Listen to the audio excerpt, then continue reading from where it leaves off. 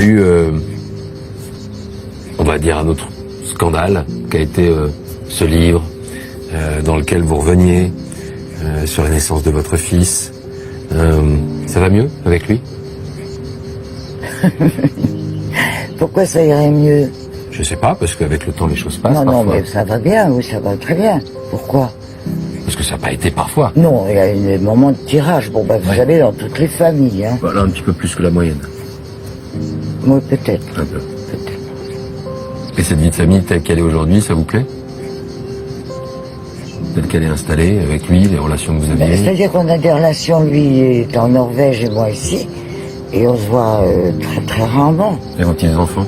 J'ai déjà... Le ciel au-dessus de la Madrague, la résidence emblématique de Brigitte Bardot à Saint-Tropez, était d'un bleu pâle et froid en ce 28 décembre 2025, comme si l'hiver méditerranéen pressentait la fin d'une ère, un adieu silencieux à une vie qui avait illuminé le monde entier. Une brise légère, chargée de l'odeur salée de la mer et des pins centenaires, agitait les volets de la villa, portant avec elle un mélange de nostalgie et de regret. À l'intérieur, l'air était lourd, imprégné du parfum fané des roses séchées et des souvenirs accumulés sur les étagères, photos jaunies de films mythiques, lettres d'admirateurs et les jouets usés de ses animaux bien-aimés. Brigitte reposait dans son lit, son corps frêle enveloppé dans des couvertures douces, affaibli par les ans et une maladie qui la rongeait depuis des mois. Ses yeux, autrefois étincelants de défi et de séduction, étaient maintenant voilés par la douleur et la résignation. Mais une étincelle persistante y brillait encore, comme un dernier feu de rébellion contre l'inévitable. Nicolas-Jacques Charrier arriva en fin de matinée, le cœur cognant dans sa poitrine comme un tambour de guerre, après un vol épuisant depuis la Norvège. L'appel de la veille avait été un choc. « Venez vite, monsieur, elle ne tiendra plus longtemps ». Il avait laissé ses filles, Anna et Théa, derrière, sentant que ce moment devait être intime, une confrontation finale avec les fantômes du passé. En poussant la lourde porte en bois de la villa, une vague d'émotion le submergea. L'enfance volée, l'abandon cruel dès sa naissance en 1960, quand Brigitte, la déesse du cinéma français, l'avait confiée à une nourrice pour voguer vers sa gloire insatiable. « Je ne voulais pas d'enfant », avait-elle avoué dans des interviews qui avaient transpercé l'âme de Nicolas comme des poignards. Élevé par son père, Jacques, dans un océan de solitude, il avait grandi avec ce vide béant, se demandant chaque jour pourquoi il n'était pas digne de son amour. Les visites annuelles, ces retrouvailles sporadiques qu'elle avait mentionnées avec une pointe de fierté dans de rares confidences, n'avaient été que des pansements sur une plaie ouverte. Pourquoi l'avait-elle rejetée? La peur de la maternité? Les lumières aveuglantes d'Hollywood? Ou simplement un cœur trop sauvage pour s'attacher? Ces questions, refoulées pendant des décennies, ressurgissaient maintenant avec une violence dévastatrice, mélangeant chagrin, colère et un amour résiduel qu'il n'avait jamais pu éteindre. L'aide-soignante, une femme discrète aux yeux emplis de compassion, l'accueillit dans le vestibule. « Elle vous attend, monsieur Charrier. Elle a passé la nuit à parler de vous, à regretter. » Nicolas déglutit, la gorge nouée, et suivit le couloir familier, ses pas résonnant comme des échos du passé. En entrant dans la chambre, la lumière tamisée des volets mi-clos filtrait comme un voile de tristesse, illuminant faiblement le visage de Brigitte. Elle tourna la tête vers lui, lentement, avec effort, et un sourire fragile, presque enfantin, illumina ses traits pâles.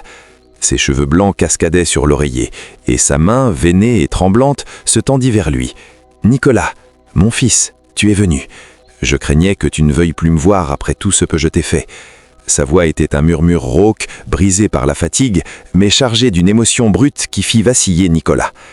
Il s'approcha, les jambes lourdes comme du plomb, et s'assit au bord du lit, prenant sa main dans ses siennes.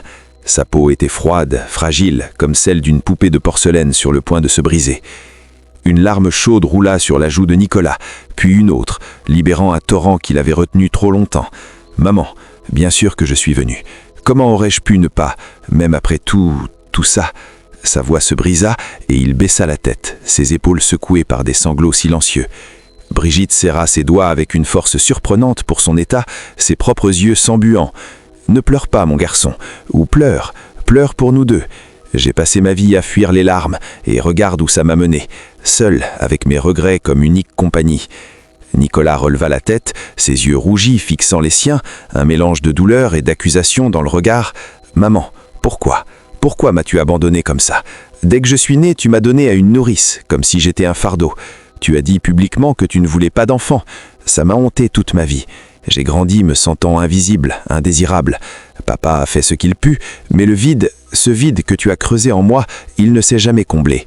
Les mots jaillissaient maintenant, comme une digue rompue, chargée de décennies de souffrance.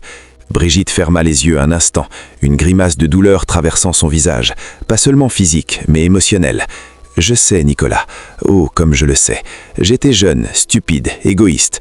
La gloire m'appelait, les caméras, les hommes. La maternité me terrifiait. J'avais peur de te blesser, de ne pas être à la hauteur. Alors j'ai choisi la cardise. J'ai préféré mes animaux, mes combats pour les phoques et les chiens errants, parce qu'ils ne jugeaient pas, ne demandaient pas d'amour en retour. Mais toi, tu étais mon miroir, mon échec le plus grand. Chaque nuit, je pensais à toi, à ce petit garçon aux yeux si tristes. J'ai vu tes photos, suivi ta vie de loin. Ton mariage en Norvège, la naissance d'Anna et Théa, mes petites filles que j'ai à peine connues. Quel gâchis, mon fils. Quel terrible et inexcusable gâchis. Les larmes coulaient librement sur le visage de Brigitte maintenant, et elle attira la main de Nicolas plus près, la pressant contre sa poitrine. « Pardonne-moi, Nicolas, je t'en supplie. Pardonne à cette vieille femme qui a tout erraté. Je t'ai aimé, tu sais, d'un amour maladroit caché derrière mes murs, mais je t'ai aimé. Dis-moi que tu me pardonnes, s'il te plaît. » Sa voix se grisa en un sanglot étouffé, son corps frêle secoué par l'émotion.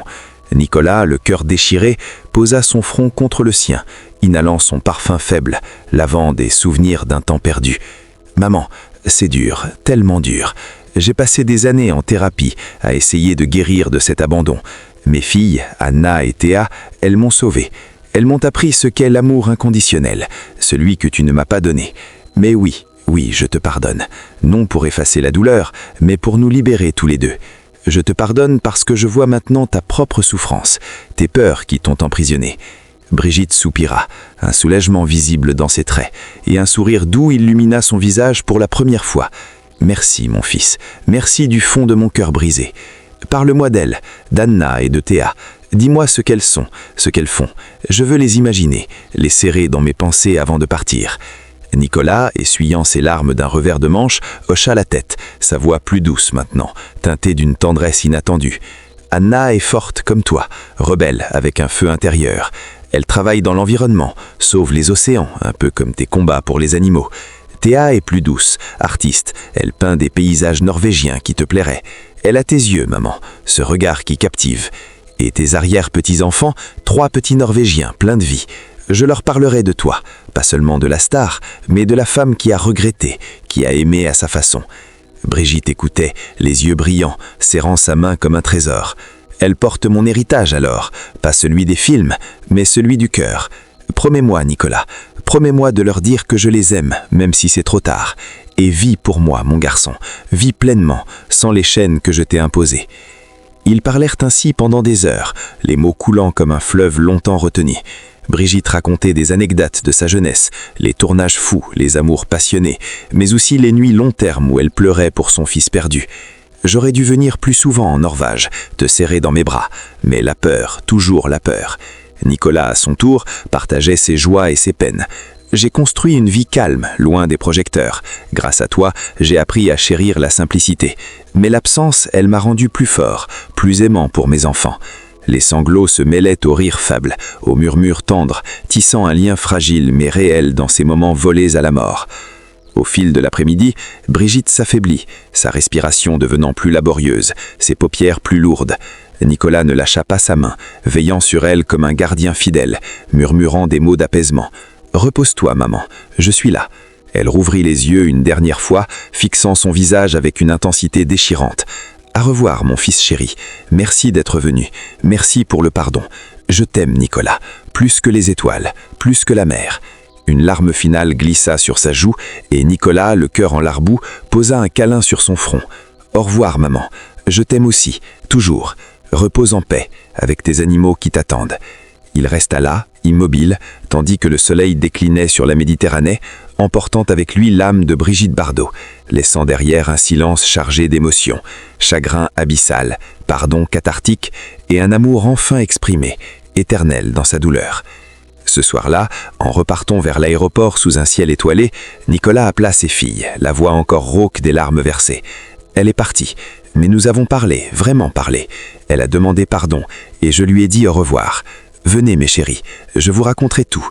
Dans l'avion qui le ramenait en Norvège, il contempla l'obscurité extérieure, sentant pour la première fois une paix intérieure, forgée dans les dialogues émouvants d'une réunion finale, d'un adieu qui guérissait autant qu'il blessait.